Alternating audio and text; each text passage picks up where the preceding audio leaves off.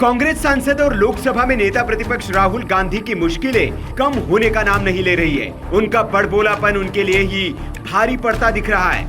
अब उन्होंने ऐसा कुछ कह दिया है जिसके बाद बात उनकी गिरफ्तारी तक पहुंच गई है। जी हां, राहुल गांधी ने कांग्रेस दफ्तर के उद्घाटन के मौके पर ऐसी बात बोल दी जिस पर बवाल हो गया है। बवाल इतना बढ़ा कि बात अब पुलिस केस और गिरफ्तारी तक पहुंच गई है। राहुल गांधी ने ये विवादित बयान 15 जनवरी को दिल्ली के कोटला रोड पर कांग्रेस पार्टी के नए मुख्यालय के उद्घाटन समारोह के दौरान दिया था। राहुल ने चुनावी प्रक्रिया में पारदर्शिता को लेकर सवाल खड़े किए थे और कहा था कि उनकी लड़ाई सिर्फ बीजेपी और राष्ट्रीय स्वयंसेवक संघ यानी कि आरएसएस से नहीं बल्कि इंडियन स्टेट से भी है। That do not think that we are fighting a fair fight. There is no fairness in this. If you believe that we are fighting a political organization called the BJP,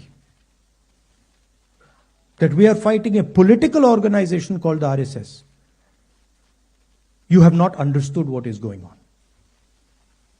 The BJP and the RSS have captured every single institution of our country.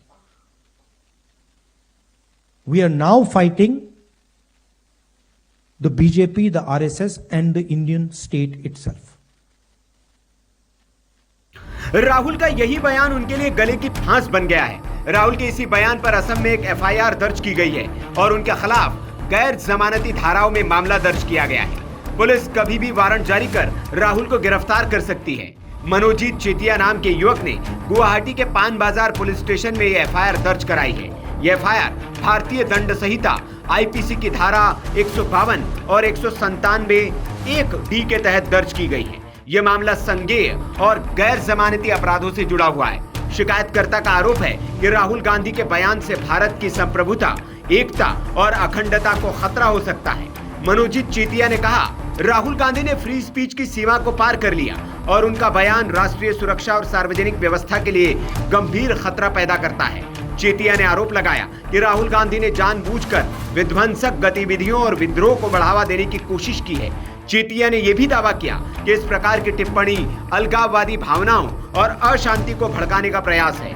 Rahul के इस बयान को BJP के नेताओं ने गैर जिम्मेदाराना बताया था और भारत की संस्थाओं और राष्ट्रीय एकता पर हमला बताया था। वहीं इस मामले पर कांग्रेस पार्टी का कहना है कि राहुल गांधी ने लोकतंत्र और पारदर्शिता को मजबूत करने की बात की थी, जिसे तोड़ मरोड़ कर पेश किया जा रहा है। हालांकि राहुल गांधी पर जहां इस मामले में गिरफ्तारी की तलवार लटक रही है, तो वहीं उन्हें एक और मामले में सुप्रीम कोर्ट से बड़ी राहत भी मिल गई है।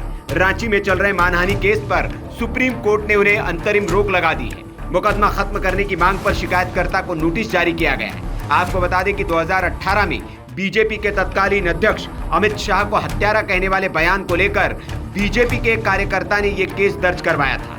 2018 में कांग्रेस अधिवेशन में भाषण देते हुए कांग्रेस नेता राहुल गांधी ने कहा था कि बीजेपी इस तरह की पार्टी है कि उसके कार्यकर्ता हत्यारे को भी अध्यक्ष स्वीकार कर लेते हैं। इससे हाथ होकर रांची के बीजेपी कार्यकर्ता नवीन झा ने शहर की कोर्ट में मानहानि का केस दर्ज करवाया था, जिस मामले में राहुल गांधी को अब थोड़ी सी राहत मिलती दिख रही है।